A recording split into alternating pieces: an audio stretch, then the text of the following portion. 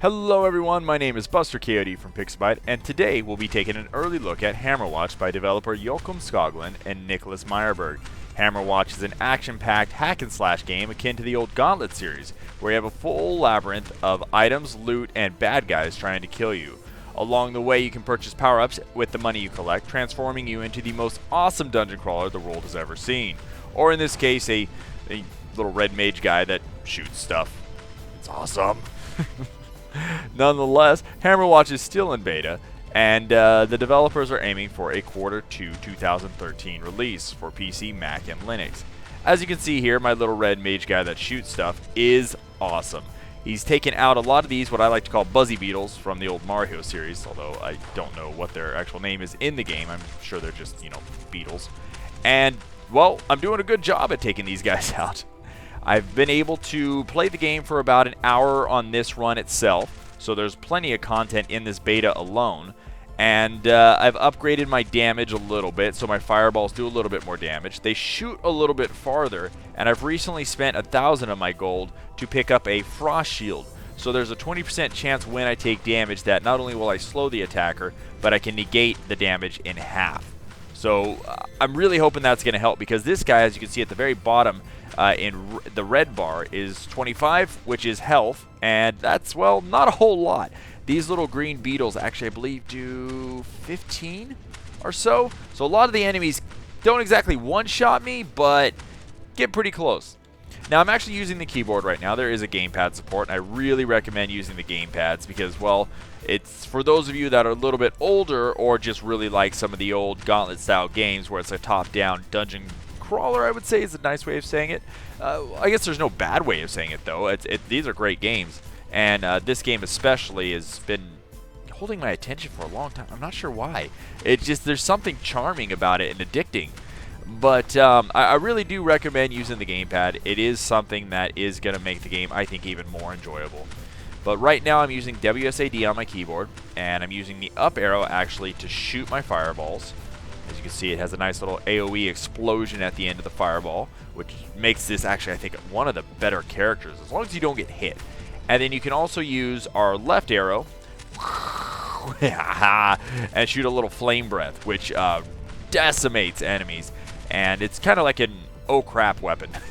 As if you're really getting surrounded, this is the weapon to use. I can also use tab, and as you can see, my little red marker right over my guy as wizard will show me where I'm at. We have different doors and different keys that are needed to unlock said doors. So as right now, we have a bronze key with a bronze door. Well, that's what I'm hoping at least. It would make logical sense, right? And voila. The game is logical. That is a plus.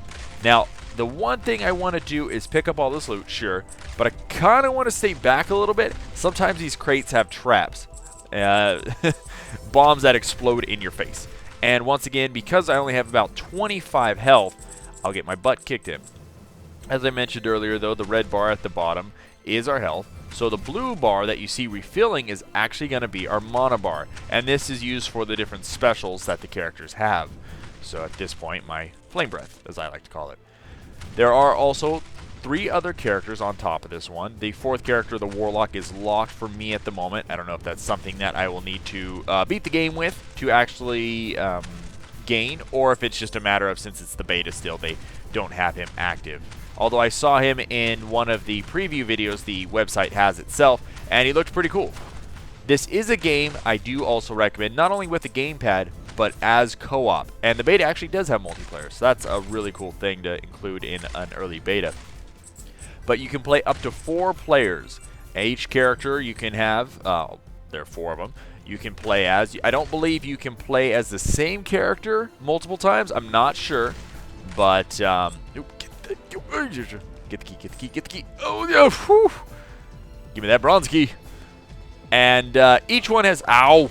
As you can see, the wizard takes a lot of damage. Okay, you know what? Screw this way. Not going this way. The nice thing is there's a lot of different ways to go, which is cool. But as you can see, this character is going to be a kind of a high risk, high reward as far as I'm concerned.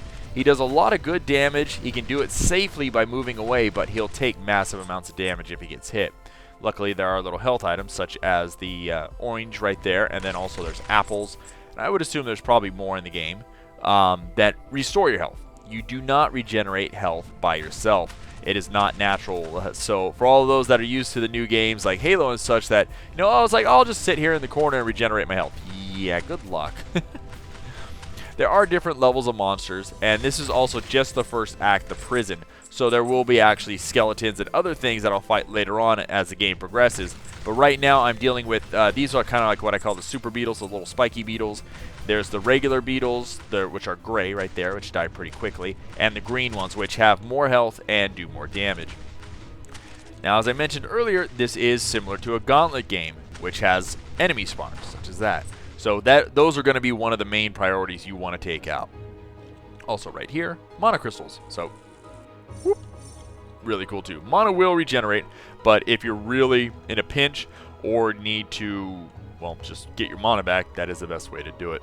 The other characters, the Warlock, which I mentioned earlier, and I haven't been able to play, it seems pretty cool, but I really like also the Ranger, which has a little bit more health, a little less mana, so he's kind of in the middle between the Paladin. Oh, really? I'm going to have to go that way, aren't I? Oh, that sucks.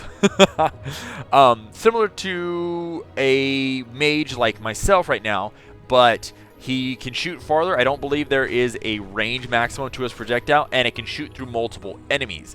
Up to 2 from what I can see right now, but I'm willing to bet you can upgrade that. And go, go, go, go, go. Man, if I didn't have my speed upgrade that I also bought earlier, I don't think I'd be able to get through this without taking damage. Stupid bat, go away.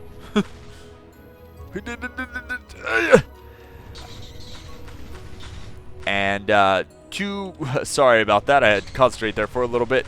Oh, then I'm going to have to go over there, and there's going to be bats. Oh, yeah! I don't know what it is about this game, but it really makes me want to come back and play it more and more. Oh, I don't want to go this way. Let's do it. Let's brave it. Oh, yeah! Come on,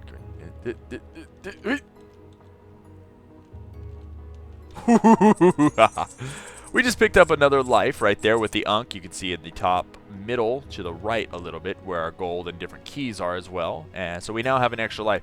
You start with 2, but they can go away pretty quickly if you either find yourself surrounded or are not paying attention, which a couple times I was not. There is no pause in the game at the moment, so if I go hit pause or escape, that's all you get. The enemies still keep moving, which I found out the hard way. But as I collect my thoughts and we come back to what we were doing here, we're going to fight another one of our enemies, which are actually kind of pains in the butt. One of the first harder enemies. These shoot projectiles. Yes, projectiles. So if you're the Paladin, which I mentioned earlier, who only has a melee sword slash, which can hit multiple enemies, it can be a little bit harder. You need to kind of move around a little bit more and keep your wits about you and make sure the Twitch gameplay and reaction levels right there are good. The game itself, I do think, is a little more challenging than the average indie game. I don't think it's a bad thing at all. If anything, I think it's a plus. I like challenging games, and I want to make sure that it's something that's going to hold my interest there for a while. An easy game that I can just breeze through a lot of times bores me. So this one, I think, part of the challenge is what keeps me coming back.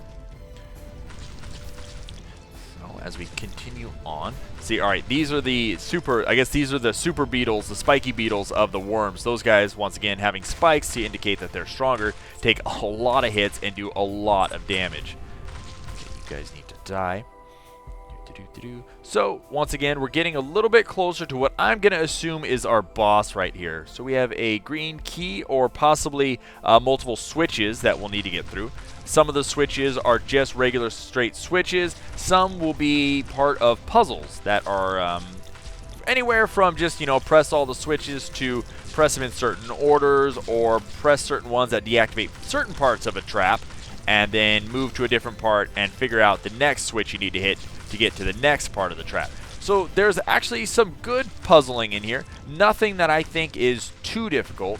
And in the same extent, if you have a multiplayer partner, maybe one that's better at traps or puzzles than you, you can just let them take over and deal with it while you take on the mass hordes of enemies. So as any gauntlet game, this is going to be something I recommend, really recommend, to play with somebody else.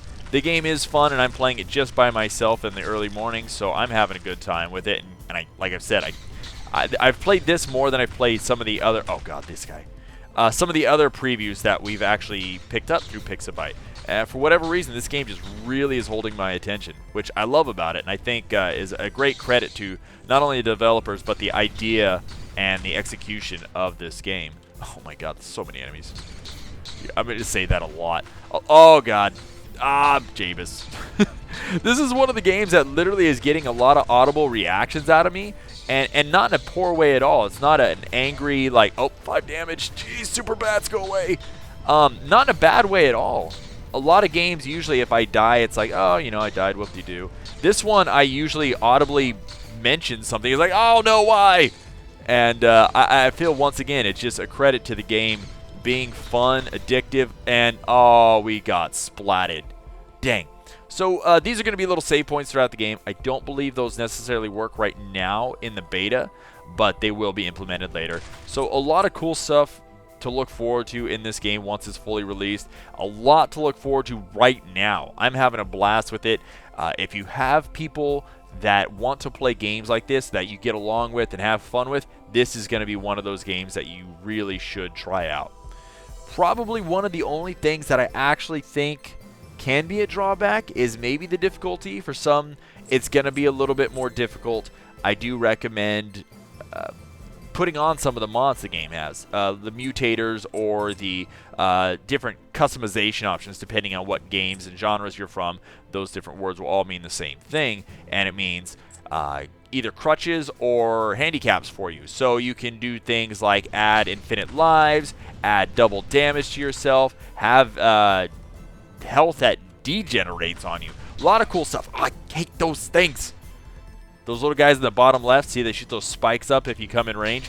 These guys are annoying. My most hated enemy by far. But it's nice. I think a game that can actually pull that type of reaction from you is going to be amazing.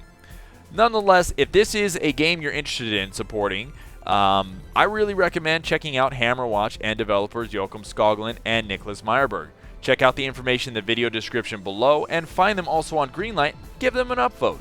And to keep up to date with me and my side projects, including video game Let's Plays and live streams, follow me on Twitter at HJTenchi. Oh, you're so gonna die. You're so gonna die.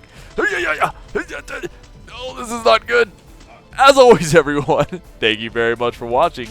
My name is Buster KOD, and I will see you next time.